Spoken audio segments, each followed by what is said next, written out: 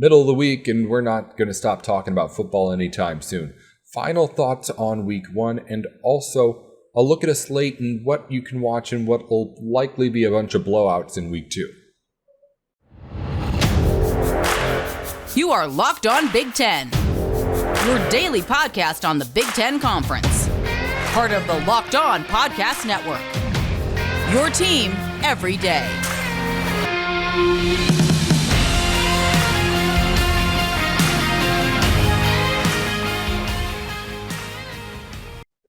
Listening into Locked On Big Ten, I'm your host, Nate Dickinson, joined by Jacob Rude, who's over at Locked On Hoosiers every single weekday. We're bringing everything you need to know about the conference every day. Thanks for making us your first listen over here at Locked On Big Ten. Jacob, it's the middle of the week, in between week one and week two. I figured we could just turn the page here because I didn't want to stop talking football, didn't want to stop talking about what's going on the field. So let's do a little final look at week one and then first look ahead at what we could be looking at with the week two matchups. Not a huge slate for the Big Ten coming up this weekend, but we'll get into that later here. First, I want to know, crazy week one in the Big Ten. A lot of unexpected, I would say, more unexpected than you would normally get in a week one out of this conference. What were your biggest takeaways from what we saw on Friday, Saturday, Sunday, all the games that Big Ten game, all the days Big Ten games were played? Yeah, I mean, if I'm being honest, it seems like the Big Ten might be a little bit mid this year. I'm not sure. We'll see how it comes across, but I mean, seeing Iowa still not score a touchdown was wild. Penn State and Purdue was back and forth, but I don't think necessarily a high level game. Like, there wasn't great execution on either side.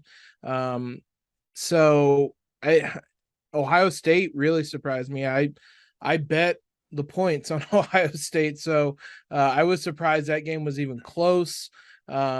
Just there weren't kind of in some of the marquee games. There wasn't necessarily dominant displays by the Big Ten. Nebraska had to wait until late in the second half to pull away from North Dakota. So I think there's still a lot of questions about the Big Ten and just how good they're going to be this season. And I mean, the one thing we thought we knew is that Ohio State was going to be really good. Maybe Notre Dame's also really good, and that win will look a lot better down the road, but they barely hung on in that one. So I think there's still a fair amount of questions about the Big Ten after week one. Who has the biggest question marks around him right now? Ooh, Iowa's up there. That was really bad. Every time I checked that score, I could not believe how long it was. A 5-3 game, and then I mean it finishes 7-3, but no touchdowns. I think there's a fair amount of questions there. I don't want to say there's necessarily questions on Ohio State because Notre Dame might actually just be a good team. That's what we kind of never know early in the season. Who's actually good? I know there's rankings slapped next to each team, but we don't really know until 4 or 5 weeks into the season who's actually good and whether that was a good win. Penn State probably has some questions, though Purdue's decent and playing at Ross-Ade Stadium can be tough in the right atmosphere, and that was a pretty fun atmosphere it looked like. So I would say Penn State, Iowa are probably two of them that are up there so far. Maybe some about Rutgers, but I wasn't expecting a lot from Rutgers anyway. Rutgers look good. They beat that spread, of course, and won on the road. So that's obviously a good start to things. Back to Purdue. You mentioned decent team there. What's your take on what Purdue is right now? Because I've been high on Purdue in the offseason. I want to stay high on Purdue. I do think they can be good. Yeah, I mean, Aiden O'Connell looked decent, probably better than decent.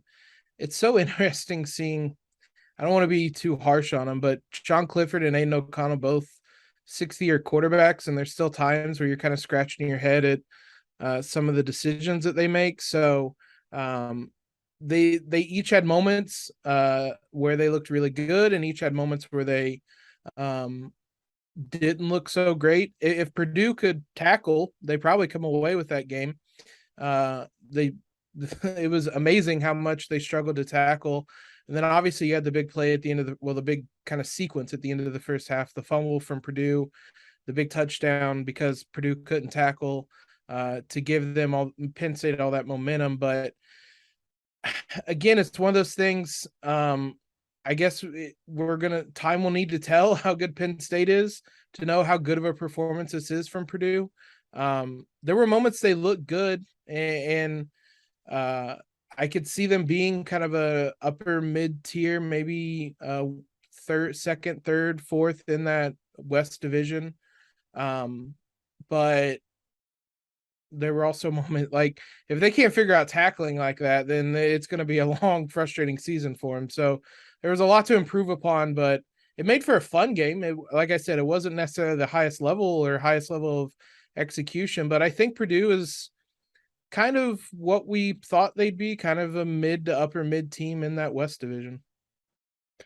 What's the difference between those two teams? Just because when you said it, it seemed like before you were saying just Penn State beat a decent Purdue team, but like Penn State's supposed to be able to win that kind of a game, which is true. But as far as where I have both these teams in this singular season, at least going into it, it was close enough where I was like, okay, Purdue at home in that game, I might have them pretty even. I'm saying that Purdue's probably the better team here. It doesn't seem like you think that they're that close. I'm not sure. I mean, we talked about Penn State as kind of overrated, underrated when we did that episode a few weeks ago. I'm not necessarily sold on Penn State. I think these two teams are probably close, but I mean, I don't think they're anywhere near the top 25 right now. And Penn State, I think, was near the top 25 in the first or coming into the season.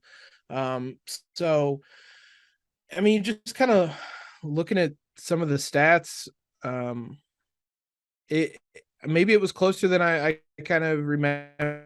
Looking at the box score now, and a little bit closer than I gave it credit for. And that Purdue, again, I mean, it seems simple, but I mean, if Purdue just tackles, like they come away with this win, they had multiple big plays where they just couldn't bring a guy down. So maybe it's just in my core that I can't say too many nice things about Purdue without kind of twitching or something like that. But I mean, I think these two are probably pretty level, but I just figure the expectations are probably higher for Penn State, or they should be, or seems like they would be based on their ranking coming into the season. So I would imagine Purdue fans are probably more optimistic about that performance than Penn State fans are.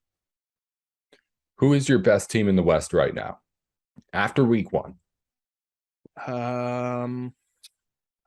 Probably Wisconsin, which seems like the easy answer. Minnesota, I mean, they won in a blowout. We'll have to see when they play someone a little better, basically, but it's probably Wisconsin. Yeah, I mean, until Iowa learns how to score a touchdown, I don't think you can put them in that conversation right now. So it might be Wisconsin by quite a bit right now. Side of the division, I mean, we talked about how it was wide open throughout the entire offseason, but I mean, it's looking just terrible right now. Nebraska looks awful. Iowa looks awful. I mean, Minnesota did look, I mentioned it, looked really, really good. It wasn't just that they beat New Mexico State. They did look really good in that win. And Wisconsin did the job too. But as far as real contenders on that side, I mean, Nebraska, Iowa, Purdue, I had all of them as at least potential contenders. And I mean, anything could happen still. Iowa's always going to be there, but it's just not looking like quite the same picture that I had in my head when we were getting into this a week ago. I don't know. Minnesota and Purdue might be a battle for the second best team in that division right now. And just by not looking awful, basically, because, yeah, I mean, the rest of the teams had pretty glaring flaws. And that wasn't necessarily the case with either Purdue or Minnesota. So those two might be the second and third best teams right now. Obviously, like kind of as you said, it's week one. There's still a lot that can change. But yeah, I don't disagree right now that it looks wide open, but not good. Wide open, basically. Yeah, Minnesota was easily like my best team out of just like the blowout games that didn't really end up being anything at the end. Like they looked the best, I thought, out of any of the teams that put out there and were just like, they answered every question I had asked about them, at least in one very, very small sample size. The run game was great. Mo Ibrahim was outstanding. They did pretty much everything they wanted to, in the defense looked like an elite level defense again. But that was just, again, one game. So we'll end up seeing. We haven't even talked about your Hoosiers yet. They got a win. It was way back on Friday. But I mean, what are you thinking about just 1-0? Oh, that was an exciting one. That was one IU doesn't always pull out, especially not last season. Feeling pretty optimistic. This was, I mean, for one, this is the first Big Ten game IU's won since December of 2020. So just kind of getting that monkey off the back felt good. You could sense kind of an emotional release after how bad 2021 was. After that win, there was a lot of flaws. They could not run the ball whatsoever. But Connor Bazelak came in as a starter and made some plays throughout. But then when you absolutely needed him, led that game-winning drive and was really impressive through that drive, and really I thought for the whole game. So there's a lot of stuff they need to work out. Fortunately, they have two fairly easy opponents to do that with in the next 2 weeks. But any time you can get a Big Ten win is big. And it's still a pretty outside shot, but if IU wanted to go to a bowl game this year, this was probably a game they needed to win, and they got it. So really encouraging kind of first steps this season. Does it look like Bazelak's a guy? Yeah. We were kind of discussing the list of IU quarterbacks in the last maybe dozen years or 20 years or so that could lead that drive. And it's a very, very short list. He has a big arm, a lot of accuracy. Some of the throws he made was really impressive. They're still kind of building the chemistry between him and the receivers. But, I mean, he did have one interception, but that literally went through the receiver's hands and landed in the hands of a defender. So it was very much not his fault. But 330 yards, touchdown. It was really impressive. And he did a number of the throws, came under pressure, and just, yeah, I think he's very much the guy. And you can see why he won that quarterback battle, because Jack Tuttle is kind of a fine backup, but he was nowhere. There were throws that Bazelak was making that Tuttle never had. So I'm excited. You can see also why Bazelak was freshman of the year in the SEC a couple of years ago, because he has a really big arm and great decision-making so far. All right, Jacob Root here with Locked On Hoosiers with us on Locked On Big Ten. We're closing the book on week 1. Coming up, we'll get into week 2. It's not all that much excitement, and certainly not as much as the first week of college football around the Big Ten when you look at the slate. But Jacob and I will get into everything that you need to know going into the weekend, and what we'll be looking at in those windows of games where it's not exactly all exciting. Plus, it is one big matchup, Iowa and Iowa State, coming up this weekend. We'll take a first look at that game between the Hawkeyes and the Cyclones. It's an Iowa favorite somehow after what we saw in the first week in that game against South Dakota State. So that's coming up here with Jacob right here on Locked On Big Ten.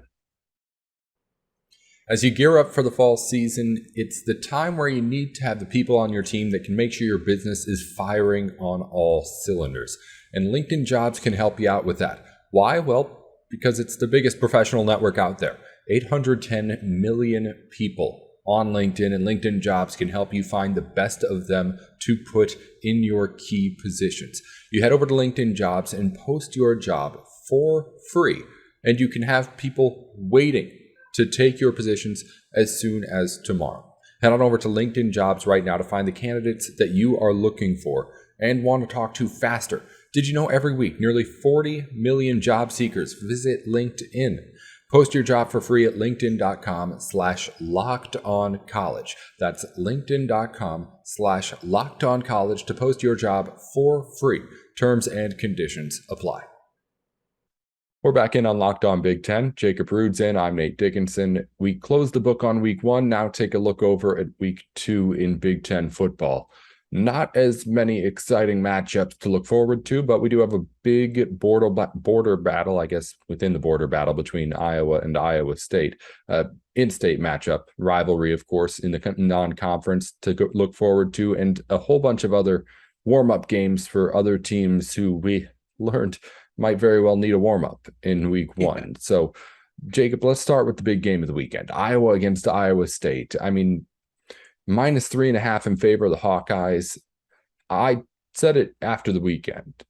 When you watch that game that Iowa played on Saturday, I don't know if there's any sort of real analysis you can take away from that 60 minutes of football. I don't think there's anything that happened that you can really confidently come into this weekend and say, oh, this is what Iowa football is. It was a complete mess. And I'm really still coming into here with a clean slate, aside from maybe understanding that there could be disaster waiting.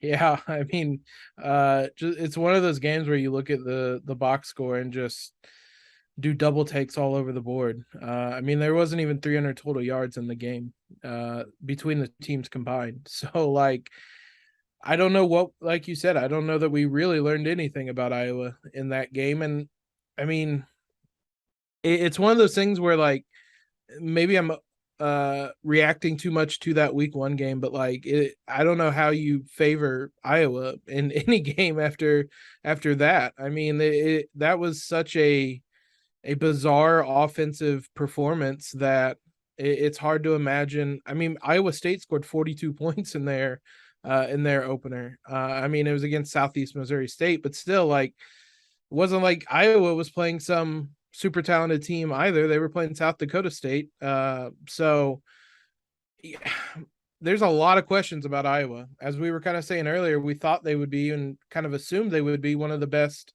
in the Big Ten West, and they looked far, far off the pace. So maybe they are able to figure some things out. It seems like there's a pretty big gap right now between them and Wisconsin, who did look like one of the best teams in the Big Ten West. So yeah, I don't even really know what you can take away from that week one game. Like, other than the offense has really far to go. I guess you can say that the defense is good. They hold them to 3 points, but I mean, you would expect to hold a team like that to 3 points. There's just so many questions offensively after that.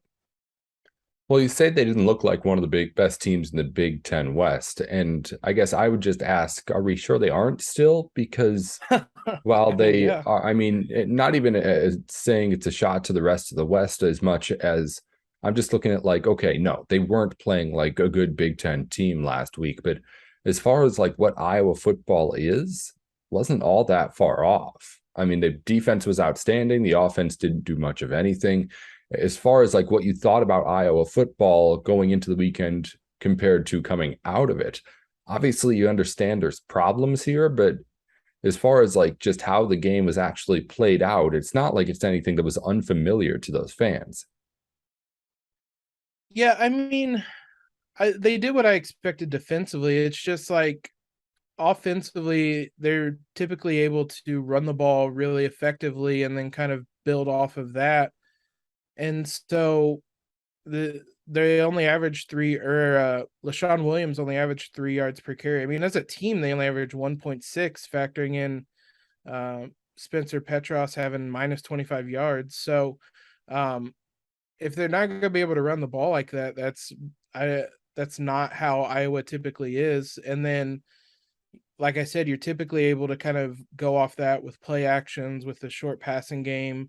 I mean, they typically aren't necessarily an explosive offensive team. So you need better than 11 of 25 with an interception. It's just kind of the efficiency wasn't there, I guess would be the best way to describe it. But I mean, defensively, yeah, you're not wrong. That looked like an Iowa defense. It's just the offense didn't resemble an Iowa offense. It didn't have that just kind of that efficient. I don't want to keep using the word efficiency, but like they usually just kind of beat up people in the interior, and they have those big offensive lines and they win all those battles. And you didn't really see that in week one. So I would say that would be the biggest difference to me from what like a previous or a kind of a typical Iowa team looks like. Like I said, I'm going into this week thinking now is a chance where I can really learn what Iowa football is about. I learned nothing last weekend, aside from that the team just isn't in a good spot then. It wasn't a good Saturday for them. But we'll see what happens this week. I mean, again, coming in as 3.5-point favorites after that performance suggests that at least the odds makers are on that side a little bit too, that Iowa's maybe not exactly what they put out there. So there's still hope for Hawkeyes fans. There's always hope for Hawkeyes fans, I guess. It's been that way for a while now. But after a week one performance like that, I mean, you come into this week and you, I guess, go from being confident to having like the fingers crossed, I would say. Yeah. And I mean, kind of to your point, if there's a team or a program I would think would be able to turn it around and maybe pretty quickly, it would be Iowa, just because they have so much kind of tradition and such a strong foundation to build off of, that maybe that was just a really bad week and they're able to shake it off, and we'll look back on it in a month, 2 months time and kind of laugh about Iowa struggling that much as they're one of the best teams in the Big Ten West again. But yeah, I think a lot of it will depend on what they do this week and how good they look against Iowa State, excuse me. And yeah, we're going to learn a lot more, I think, this week about them than we did last week.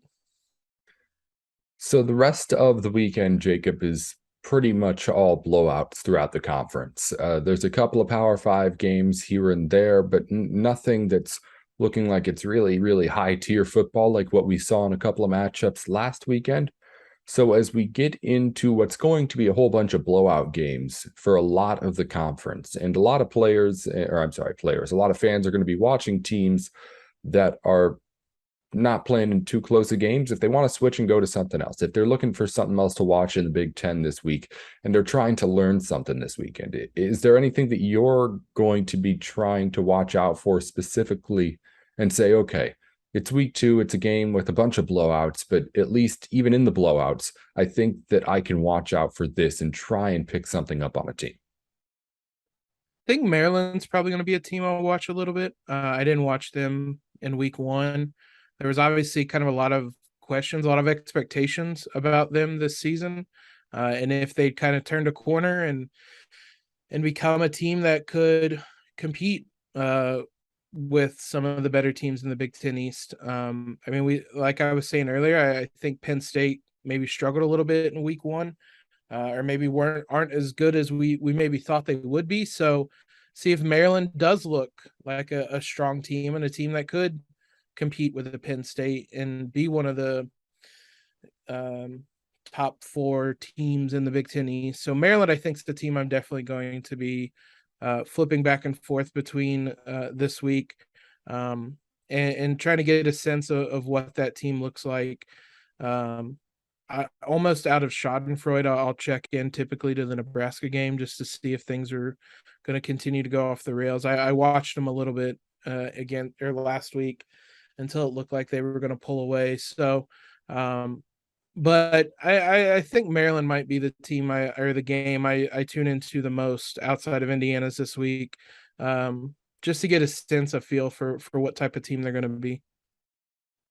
Yeah, I'm going to look at Michigan. I mean, JJ McCarthy under center this weekend. The quarterback battle there has been really interesting for me. I don't know how it's going to end now. I thought we were going to get at the beginning of the season some sort of just 2 quarterback system again this year at Michigan. I don't know if that's still going to be the case now, but I don't love this kind of tryout system that Harbaugh has put together for at least the first 2 weeks of the season. We'll see how McCarthy looks out there against Hawaii. Obviously, Rainbow Warriors won't put up that much of a fight. At least it doesn't look like in the Big House, but we'll see. And then aside from that, it's not a blowout game, but Northwestern plays Duke in a matchup that could be close, and Northwestern's, I mean, got a couple of wins. They received the top 25 vote last week. So it's a team that's on the rise, I guess. I mean, if there was one team to be the pick, other than maybe Indiana the last couple of years, to continue the up and down success, it would be Northwestern. So if they're going to be any good, of course, it starts by beating a team like Duke there. So I'll keep an eye on that game. Going to be watching Michigan hard, of course. And then the easy answer is whatever's close. If anything ends up looking like it did last weekend with Iowa or Nebraska or something like that, you just tune in and see if somebody implodes. Yeah, Northwestern's do, right? They go to the Big Ten title game, then they finish with about 2 wins. So they had their 2-win season last year. They're back to the Big Ten title game. Maybe they're the best team in the Big Ten West. It wouldn't be, honestly, one of the craziest things that could happen here this season.